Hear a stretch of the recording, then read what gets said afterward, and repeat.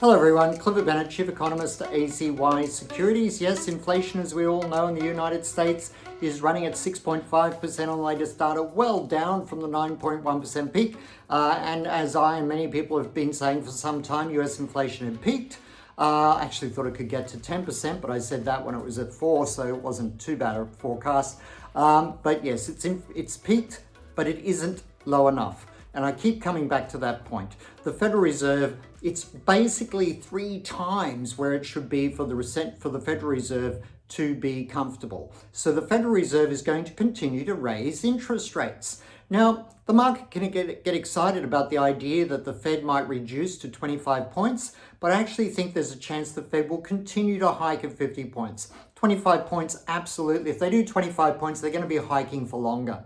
So they may prefer to keep hiking at 50 points. A couple of reasons why they may do that is that within the inflation data, we saw gasoline prices actually decline, and that was a big help to the overall 0.1% decline. But remember, these are surveys, so basically prices overall were about stable, maybe at the margin a little bit lower. But gasoline prices falling 1.5% helped, but they look like they could be going back up again. Remember, those gasoline prices reflect the recent lows in the overall global oil market, if you like, and yet oil prices have rallied already around 12% from those lows. So gasoline prices could stabilize in the United States at the pump and begin to head higher again in coming months. We also have the prospect of further sanctions against oil supply out of Russia. And if that were to be the case, again, oil prices could be going higher. If there were any deterioration in the conflict in that region, then again, oil prices could move higher. So I would just be a little bit circumspect. In terms of domestic energy costs, they were still rising at an alarming rate. But the big problem for the Federal Reserve is it's worried about services price gains, and it's worried about the shelter price gains, so housing, if you like. So both of those sectors showed very firm resilience, as in heading higher. So the Fed will be well aware that that might be a nice drop, but actually 6.5% is all hands on deck panic stations for the Federal Reserve still, especially as inflation could be stabilizing here. Now, I'm not sure if anyone else has come out with their forecast for the figure next month yet or not, but I'm going to make it. I think inflation's going to be 6.5 to 6.7% on the next release. In other words, stable to a slight increase. So that is not something markets are pricing in. It's something the Federal Reserve itself in its own calculations would be very aware, acutely aware of that risk, and therefore to slow interest rate hikes again after they've just slowed them from 75 to 50 to so quickly slow to 25 points, I think is a rather hopeful outlook.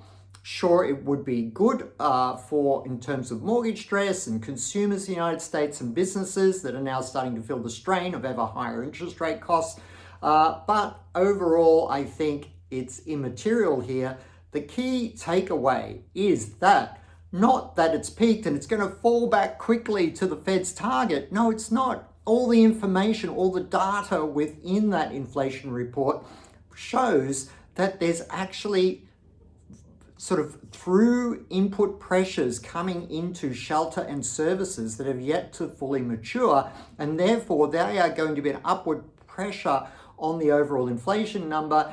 And if on top of that gasoline prices were to begin to go up again, the inflation number could really shoot up to around 6.7%.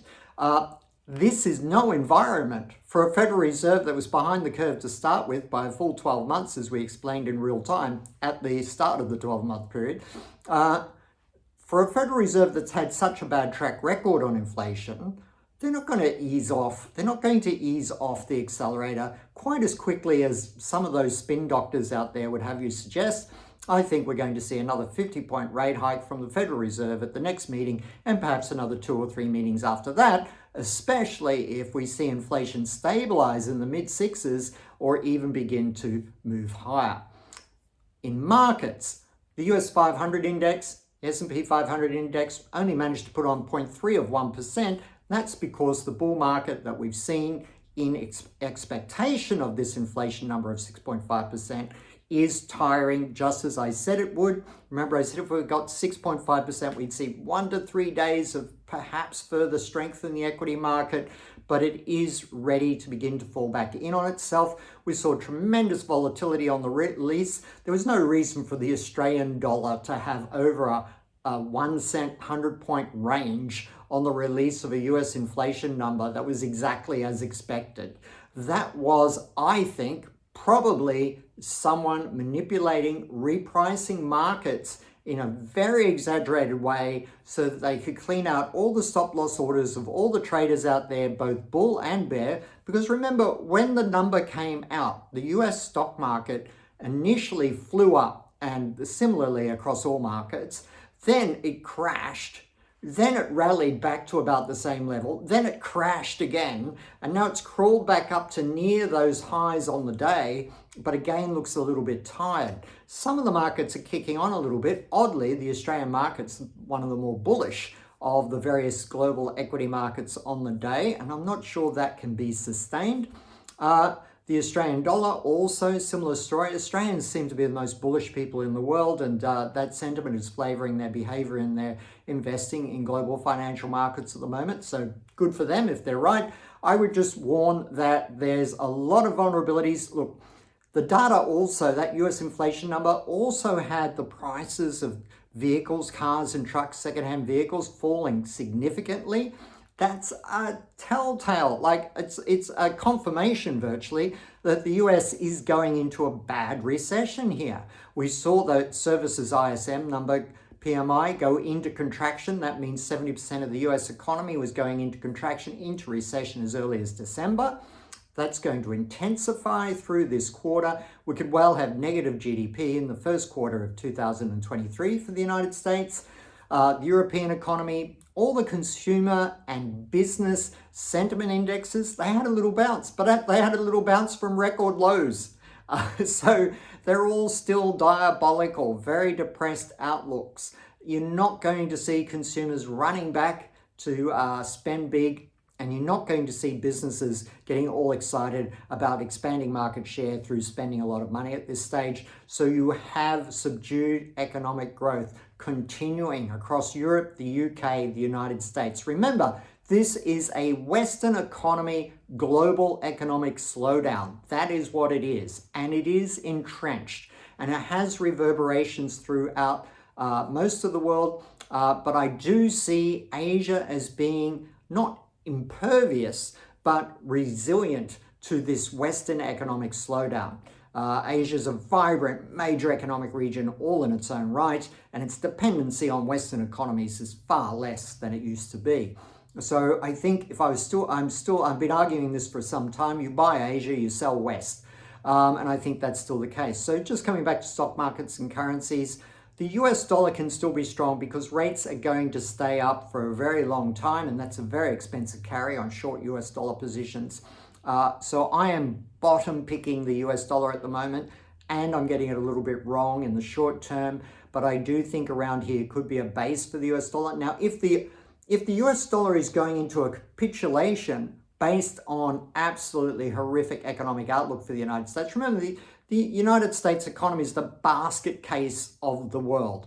Massive trade deficits, massive fiscal deficits, massive current account deficits, high inflation, super high inflation, interest rates continuing to go up, and they will be continuing to go up. And so I just see that as a reason to be very uncertain about the global economy, but it also means you've had a lot of safe haven flow to the US dollar. If people wake up, and I've always said this, the United States is not a safe haven. It's only a safe haven because everyone thinks it is, but once they realize that the reality of the situation is that you're far better off having your money diversified, as I said in 2012, once the first economist in the world to do so, we are moving towards 3 equal reserve currencies, the euro, the yuan, and the US dollar. Equal reserve currencies as these powerhouses become relatively equal economically, militarily, politically, diplomatically. That was always a given. I've always argued for over a decade now we're going to have 3 equal superpowers, the EU, China, the US, and increasingly they will have influence predominantly over their own geographic regions with global outreach, of course. But that's where we're headed. And the US dollar is not the sole safe haven currency in the world. Maybe a balance of the euro, the yuan, and the US dollar if you want to have a neutral global reserve currency basket moving forward. So we've covered a lot of ground in this show. I hope a lot of people get to watch it. Please share it with your friends. But I do think be very careful.